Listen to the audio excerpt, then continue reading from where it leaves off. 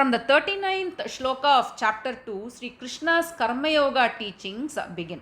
In the 40th shloka, Sri Krishna gives us this guarantee that once Karma Yoga practice is started, it protects a person from the greatest fear of birth and death. Further, Sri Krishna also cautions us from getting carried away by the flowery language of certain pandits who recommend elaborate rituals as prescribed in the Karma Kanda of Vedas. Because these elaborate rituals only lead us to materialistic pleasures, which again is the cause of birth and death. Single-minded devotion to the Parabrahma is the only way for liberation. Shri Krishna's inputs on Karma Yoga further continues in the 49th and the subsequent shlokas. Karmanyevadikaraste ma phaleshu kadachana ma karma phalaheturbhuhu ma te sangostva karmani. Te karmaniyeva adhikaraha. Te, O Arjuna, you have a right only over the prescribed duties. Karmani is prescribed duties and adhikaraha is right. So you have a right only over the prescribed duties. Ma phaleshu kadachana. Kadachana at any time. Ma phaleshu. Do not be interested in the fruits of action. Karma phalahetuhu ma bhuhu. Karma phalahetuhu. The fruits of action should not be the cause of your motive. That is, you should not be motivated to action because you have an eye on the results. Te akarmani sangaha ma astu. Sangaha is attachment. So, your bondage or attachment should not lead to akarmani, that is inaction. So, in this shloka, Sri Krishna teaches the doctrine of karma in very simple words. The Lord declares that man only has the right to work and he has no claims on the fruits of work. So this means that a karma yogi, while performing his duties, must be free from the desire for the fruits of work. Even otherwise, from a practical perspective, what's the point in being focused on the fruits of action? Because we have absolutely no control over it. So work prompted by desire also has fear for failure. And also we must remember that only absolute concentration on performing duty is possible only when one is not focused on the fruits of action. Once again, focusing on the results leads to disappointment and sorrow, and also if someone else is enjoying the fruits of action, it causes jealousy. So there are so many issues when one keeps focusing on the fruits of action. In the realm of spirituality, on the other hand, nishkama karma, that is duty without desire, can alone lead to self-realization. In Arjuna's case, we find that due to bondage, that is, Arjuna feels that if I were to go ahead and fight this war, then I may be the cause for the death of many of my relatives. So this kind of bondage, because of that, it causes inaction in Arjuna. He wants to give up his Kshatriya duty because of that. Sri Krishna, in very strong words, he condemns inaction due to tamasa. That is, in Arjuna's case, we find that because of faint-heartedness or covered eyes, he does not want to perform his Kshatriya duty. In others' case, it could be due to laziness. So, Shri Krishna clearly condemns this tamasic inaction. No one in this world can exist without doing work. So, therefore, the Lord commands us to do nishkama karma. That is karma which is free from the desire for fruits. Yogastah kuru karmani sangam tyaktva dhananjaya siddhya siddhyoh samo bhutva samatvam yoga uchyate. Dhananjaya, O Arjuna, sangam tyaktva. Sangam tyaktva, give up your bondage. Sangam is bondage. Tyaktva, give up. What do you need to give up? Siddhi asiddhayoho. So, siddhi is karyam kaikuduvadu, that is success. Asiddhi is karyam kaikudadirupadu, that is failure. So, give up your attachment towards failure or success. Samaha bhutva, being the same when faced with failure or success. Be equiposed. Yogastaha, being steadfast in yoga. So, being steadfast in yoga, karmani kuru, do the prescribed duties by being steadfast in yoga. Samatvam yogaha uchyate. Equanimity, this samabuddhi is called yoga. So, O Arjuna, being steadfast, establishing yourself in a yogic state of mind, perform your duties, be even-minded, be the same when faced with success or failure. This equanimity, this samabuddhi is called yoga.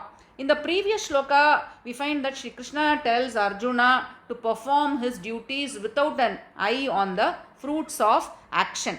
In continuation, in this shloka, Shri Krishna instructs Arjuna to perform his duties like a yogi. Now, what is yoga? Being the same when faced with success or failure. Such a yogic state of mind can be achieved only when one is an Atmavan.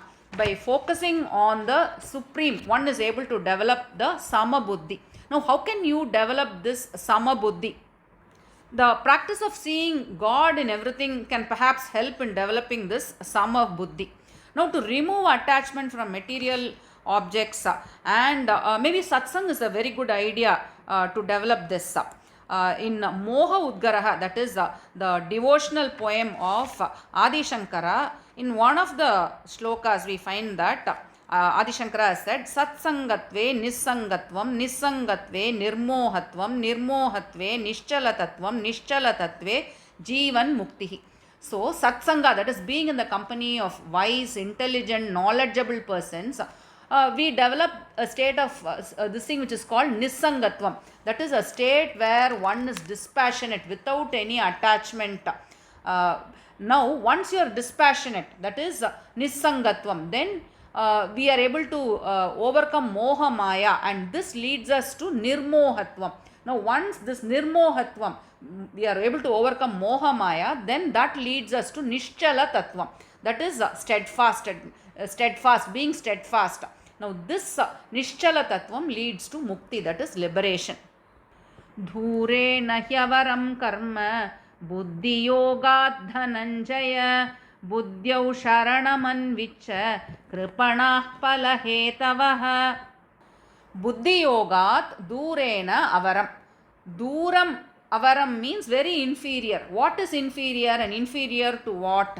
That is work done in an impassionate way. Impassionate is having an eye only on the fruits of action. That is work done with full of desires. That is inferior to what? Buddhi Yoga. It is inferior to Buddhi Yoga. Buddhi Yoga is that Sama Buddhi where one develops a dispassionate mind, where one, when faced with success or failure, he is indifferent. He has a Samatvam. So, Dhananjaya, therefore Dhananjaya, Buddhyau Sharanam Anvicha, surrender to that Buddhi. Kripanaha Phalahetavaha. So, Phalahetavaha, those seeing fruits for their work, they are Kripanaha, they are wretched persons. Shri Krishna addresses Arjuna as Dhananjaya in both 48th and the 49th shlokas. It appears that Shri Krishna wants to tell Arjuna that do not be content with wealth accumulation alone, and instead strive for spirituality. Buddhi Yoga here refers to Karma Yoga. It refers to the application of that discriminative buddhi that makes it possible for one to perform karma in a dispassionate way. Dispassionate without an eye on the results. So the mind has a tendency to get polluted, distracted because of the worldly pleasures.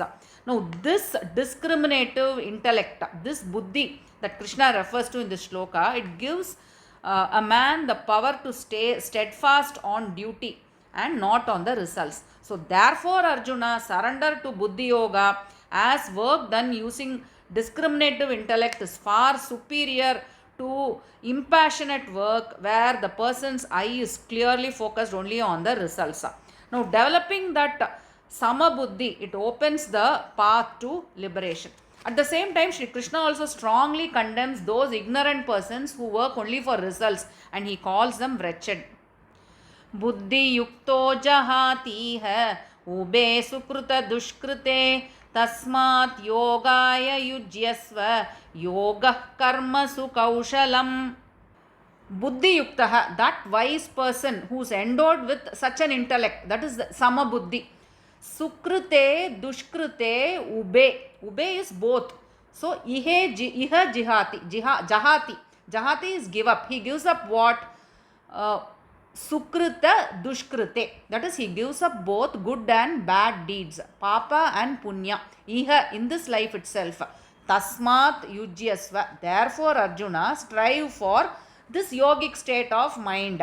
Yogaha karmasu kaushalam.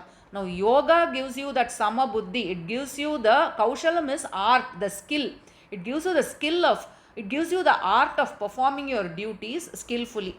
So, a person who has the equanimity of mind and does nishkama karma, that is karma without the desire for fruits, is able to free himself from the bondage of karma. When I say karma, both good and bad deeds, that is sukruta dushkrute. So he is free from the effects of the good and the evil, papa and the punya.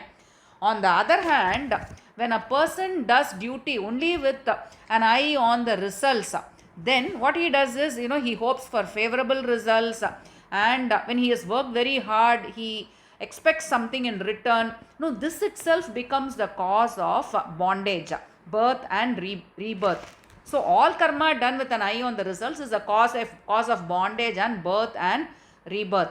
Therefore, Arjuna, practice the yoga of samabuddhi, which will give you the skill to perform your duties dispassionately. Karmajam buddhi yukta hi phalam tyaktva manishinah janma bandha vinirmukta padam gacchantya He buddhi yukta manishinah. Manisha is knowledge. So, buddhi yukta manishinah. Manishinah is knowledgeable persons. Buddhi yukta manishinah, those knowledgeable persons who have this samabuddhi, who have this equanimity of mind. He buddhi yukta manishinah. Because these people who are endowed with equanimity of mind, karmajam phalam tyaktva, having freed themselves from the fruits of action. So, karmajam phalam, they give up the fruits of action. Because of that, janma bandha vinirmukta. Because they have given up the fruits of action, they also get liberated from janma bandha, that is bonding of birth and death. Anamayam param gacchanti. So, what do they get in return? They get padam. Padam is abode, paramapadam. So, they are able to reach the paramapadam, that abode, which is anamayam. Anamayam is marudalatra. So they are able to reach that abode, the greatest of the abode, which is devoid of sufferings. So these buddhiyukta manishinah, these knowledgeable persons who possess the discriminative mind that has no concern for the fruits of action, know very well that it is impassionate work. Impassionate work is work that is done with an eye on the fruits of action. It is this impassionate work that creates bondage and it gives us birth and rebirth. Now, these buddhiyukta manishinah, these intelligent persons, because of samatva yoga, because they practice this samatva yoga, they are free from birth and death and they reach paramapada. In a way, we all humans, we desire freedom.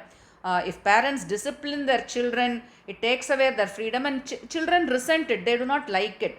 Likewise, this desire for freedom is there in all of us. Now, the greatest freedom that we desire deep in our hearts can be attained only through spirituality, by developing a sama buddhi that renounces the fruits of action.